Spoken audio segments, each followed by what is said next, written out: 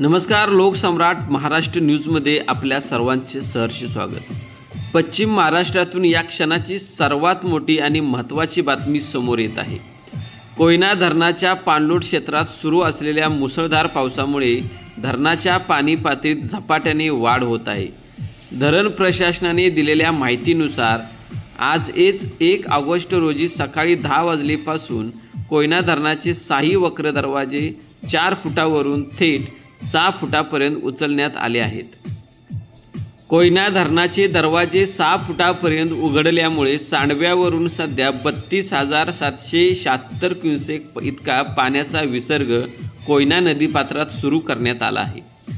तसेच धरण पायथा विद्युतगृहाचे 1 युनिट सुरू असून त्याद्वारे 1,050 क्युसेक विसर्ग सुरू आहे.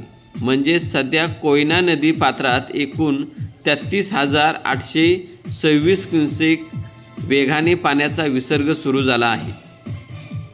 पावसाचा जोर असाच कायम राहिल्यास आणि धरणाच्या पाण्याची आवक वाढल्यास विसर्गाचे प्रमाण आणखी वाढवले जाऊ शकते, असा इशारा प्रशासनाने दिला आहे. त्यामुळे कोयना आणि कृष्णा नदीकाठच्या सर्व नागरिकांना लोकसम्राट महाराष्ट्र न्यूजकडून अत्यंत महत्त्वाचे आवाहन करण्यात येत आहे. नदीकाठच्या गावातील नागरिकांनी आणि पर्यटकांनी नदीपात्रात अजिबात उतरू नये. आपल्या जनावरांना नदीकाठापासून सुरक्षित स्थळी हलवावे.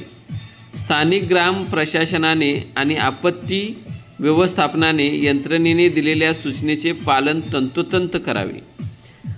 अशा तमाम ताज्या अपडेट्ससाठी पाहत राहा लोकसम्राट महाराष्ट्र न्यूज.